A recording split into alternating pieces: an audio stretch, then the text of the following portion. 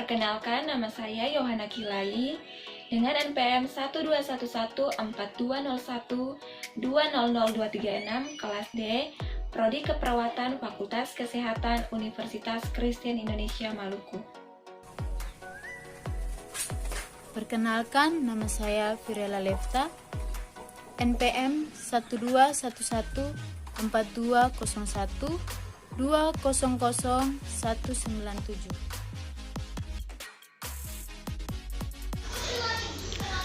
Nama saya Ana Amil Burgarayaan dengan NPM 121142012000254. Ya, perkenalkan, nama saya Alicia Febrianti Katika Jawane, NPM 121142012002449. Perkenalkan, nama saya Jiani Lesimaluaya dengan NPM 121420120120242.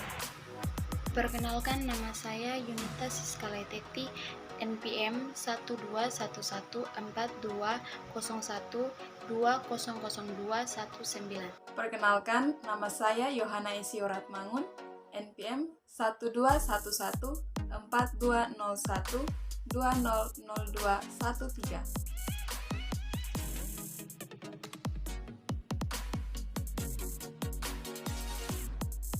Poin pertama yang akan dibahas yaitu pengertian.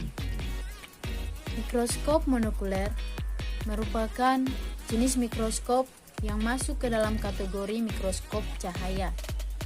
Mikroskop jenis ini menggunakan satu lensa okuler untuk mengamati objek yang diletakkan pada meja preparat. Mikroskop monokuler biasanya digunakan untuk mengamati objek dengan satu mata saja. Mikroskop sendiri adalah suatu alat yang digunakan benda-benda yang sangat kecil yang tidak dapat dilihat dengan mata telanjang, dan fungsi utamanya adalah untuk melihat bayangan suatu benda yang lebih besar dan jelas. Alat optik ini menggunakan dua buah lensa positif yang dekat dengan objek disebut lensa objektif, dan yang dekat dengan lensa disebut lensa okuler. Sifat bayangan yang dibentuk oleh mikroskop adalah maya terbalik dan diperbesar. Bagian-bagian dari mikroskop. Untuk dapat menjalankan perannya dalam memperbesar bayangan benda-benda kecil, mikroskop pastinya tersusun atas bagian-bagian yang memiliki fungsi dan perannya masing-masing. Bagian-bagian dari mikroskop ini sangat penting untuk kita ketahui agar kita dapat mengenal dan mengetahui bagaimana fungsi dari mikroskop serta bagaimana mikroskop tersebut dapat digunakan. Secara umum, bagian mikroskop terbagi menjadi dua kelompok besar, yaitu yang pertama, bagian optik dari mikroskop, dan yang kedua, bagian non-optik dari mikroskop atau yang biasa disebut juga dengan bagian mekanik. Bagian optik mikroskop yang pertama yaitu lensa okuler. Lensa okuler diperbesar oleh lensa objektif. Perbesaran lensa okuler pada umumnya 6, 10, hingga 12 kali perbesaran dengan tujuan agar benda-benda yang sangat kecil dapat dilihat oleh manusia. Nah, karena lensa okuler pada monokuler hanya satu, maka bentuk objek yang diamati atau yang terlihat adalah datar atau dua dimensi. Bagian mikroskop monokuler yang kedua yaitu lensa objektif. Lensa objektif ini adalah lensa yang berdekatan dengan objek. Nah, pada mikroskop monokuler terdapat 3 lensa objektif dengan perbesaran yang berbeda-beda, mulai dari perbesaran 10 kali, perbesaran 20 kali, perbesaran 100 kali, bahkan perbesaran hingga 500 kali. Ketika kita meneliti objek, maka perbesaran bayangan yang diinginkan menentukan lensa objektif yang nantinya akan kita gunakan dalam mengamati objek. Namun kadang-kadang ada pula yang secara tidak sengaja menggunakan perbesaran bayangan mulai dari perbesaran kecil hingga perbesaran optimal. Hal ini pun sangat bagus karena dengan begitu kita dapat lebih jelas melihat preparat atau objek yang diamati. Bagian mikroskop monokuler yang ketiga yaitu diafragma.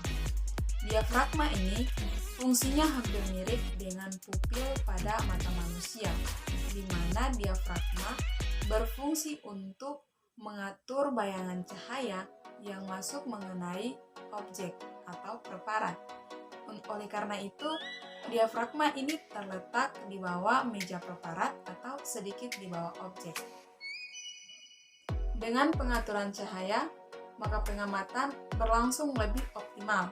Otomatis, objek akan nampak atau terlihat dengan jelas pula. Pada mikroskop yang telah menggunakan energi listrik sebagai sumber cahaya, tidak memiliki diafragma. Namun pencahayaan pada mikroskop tersebut telah diatur atau dibuat sedemikian rupa agar hasil penampakan dari objek dapat dilihat sangat jelas. Bagian yang keempat, kondensor. Pada mikroskop cahaya monokuler, tidak hanya terdapat diafragma untuk memfokuskan cahaya. Kondensor terletak tepat di bawah objek pengamatan, berfungsi mengumpulkan cahaya sebelum dipantulkan mengenai benda dan diatur banyaknya cahaya yang masuk oleh diafragma. Cahaya difokuskan penting karena cahaya yang mengenai benda teratur akan dipantulkan menyebar. Kondensor akan mengatur agar cahaya sedemikian rupa sehingga terpantul pada satu tempat. Bagian yang kelima, cermin. Pada mikroskop monokuler, cermin berfungsi untuk menerima cahaya dari luar. Sumber cahaya yang diterima umumnya adalah cahaya matahari dan lampu. Cahaya yang diterima oleh cermin ini kemudian dipantulkan ke kondensor untuk dikumpulkan dan difokuskan menerangi objek atau preparat. Selain itu, cermin juga memantulkan cahaya ke arah diafragma. Pada dasarnya, alat optik saling bekerja sama satu sama lain. Diafragma, kondensor, dan cermin tidak dapat memberikan cahaya yang optimal pada preparat jika salah satunya tidak berfungsi. Demikian juga keseluruhan bagian mikroskop. Saat ini saya akan menjelaskan tentang bagian dan fungsi non-optik dari mikroskop monokuler. Bagian non-optik dari mikroskop monokuler merupakan bagian mikroskop yang tidak berkaitan dengan alat optik dan tidak berkaitan dengan fungsi lensa dan juga fungsi cermin. Bagian non-optik mikroskop monokuler sebagian besar terbuat dari plastik dan sedikit besi. Bagian non-optik antara lensa monokuler dan binokuler sama. Bagian non-optik mikroskop monokuler yang pertama yaitu lengan mikroskop.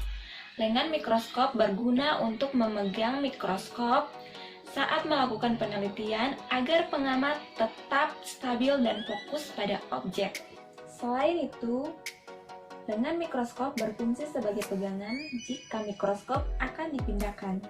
Jika kita memegang bagian lain saat mikroskop akan dipindahkan, dikhawatirkan akan merusak fungsi dari mikroskop monokuler tersebut.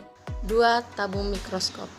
Tabung mikroskop adalah sebuah bentuk memanjang seperti tabung yang menghubungkan antara lensa okuler dan lensa objektif. Tabung ini dibentuk agar bayangan benda yang diterima lensa objektif dengan perbesaran tertentu akan langsung terpantul dan diterima lensa okuler. Jika sudah masuk pada lensa okuler, maka mata manusia yang mengamati akan langsung membentuk bayangan baru yang lebih besar dan diolah dalam syaraf. Objek yang sebelumnya tidak terlihat bentuknya menjadi tampak nyata. Bagian yang ketiga, revolver.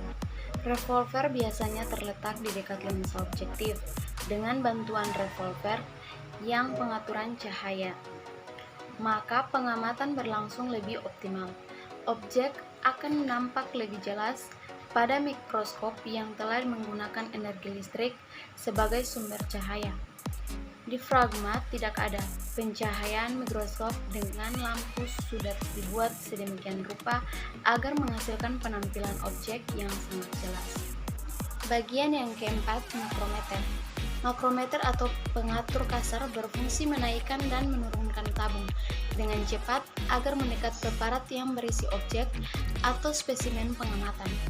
Ini berarti diperlukan karena ukuran lensa objektif berbeda-beda. Ketika lensa objektif yang akan digunakan diubah, maka makrometer harus difungsikan. Saya membahas tentang mikrometer. Jadi mikrometer juga membuat tabung mikroskop naik dan turun, hanya saja gerakannya lebih lambat.